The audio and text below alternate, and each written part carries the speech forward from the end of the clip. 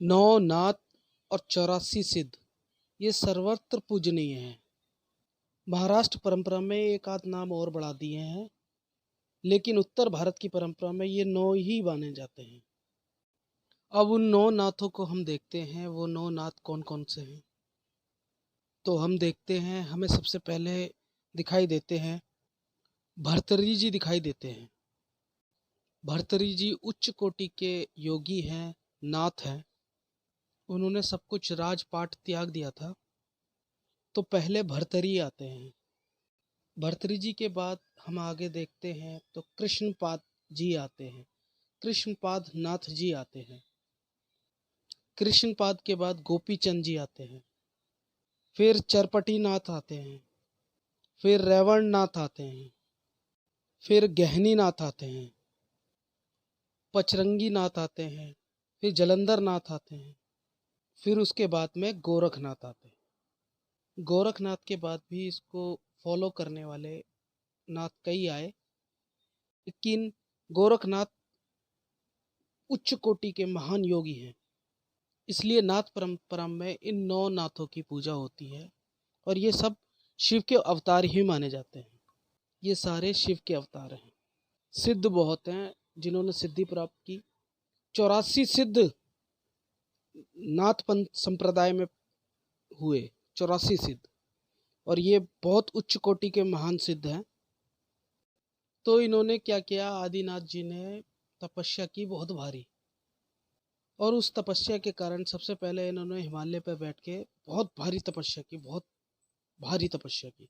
और उस तपस्या के कारण से भगवान शिव प्रकट हो गए, और भगवान शिव ने प्रसन्न होकर अपना शिवत्व जो है वो इनको प्रदान कर दिया, आदिनाथ जी को। तो आदिनाथ जो है वो साक्षात शिव हैं। शिव के अवतार नहीं, साक्षात शिव हैं। भगवान शिव ने अपना सारा शिवत्व जो है वो इनको दे दिया। और जिस समय भगवान शिव शंकर शंभुनाथ इनके सामने प्रकट हुए, तो इनके जो कानों के जो कुंडल थे, जिन उनसे बहुत बड़ा प्रकाश उत्पन्न हो रहा था। तो इन्होंने हाथ जोड़कर भगवान शिव शंकर से कहा, जब आप अपना शिवत्व का गुण मुझे दे रहे हो, तो प्रभु ये कुंडल जो है ये भी मुझे दे दीजिए। शिव ने कहा कि ये दोनों कुंडली तो प्रकाश की निशानी है, अंधकार को दूर करने के लिए ही तो ये मेरे कान के कुंडल हैं। जो मानव अज्ञान में फंसे हुए हैं, जो प्रॉब्लम में हैं, जो बिल्कुल ये नहीं जानते कि ज्ञान क्या है, पूर्ण रूप से अज्ञान में फंसे हुए हैं, तो मैं जब खड़ा होता हूँ तो मैं कल्याण का देवता हूँ, और अज्ञानी का कभी कल्याण नहीं हो सकता। तो मैं इससे क्या करता हूँ, मैं जब अपने ये कुंडल सामने पहनकर ये प्रकट होता हूँ, तो उसका मन जो है प्रकाशित हो जाता है।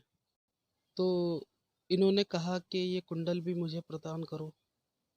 भगवान शंकर ने क्या कहा कि जो कुंडल है, कुंडल की जगह पर जो कुंडल की छाया थी, वो छाया स्वरूप जो है वो आदिनाथ जी को सौंप दिया, आदिनाथ जी को प्रदान कर दिया। इसलिए आदिनाथ जी ने ये कंपलसरी कर दिया कि नाथ पंथ में जो भी आएगा उसको कुंडल धारण करना अनिवार्य होगा।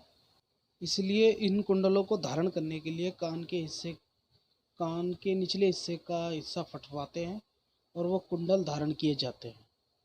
इसलिए बहुत सारे जो सांसारिक लोग हैं वो इनको कनफड़ा साधु कहते हैं, और इनके कुंडल को देखकर जो विद्वान आदमी है वो इनको कह देते हैं कि ये तो नाथ संप्रदाय से हैं भाई, नाथ संप्रदाय से।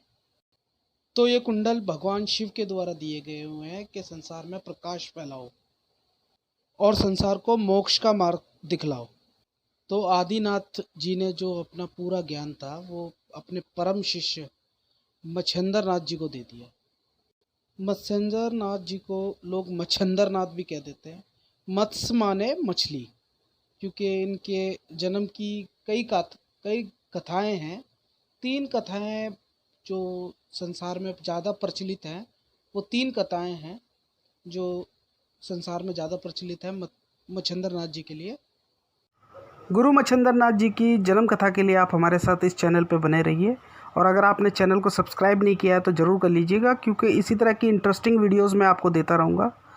और लाइक करने के लिए आपका प्रेमपूर्वक धन्यवाद।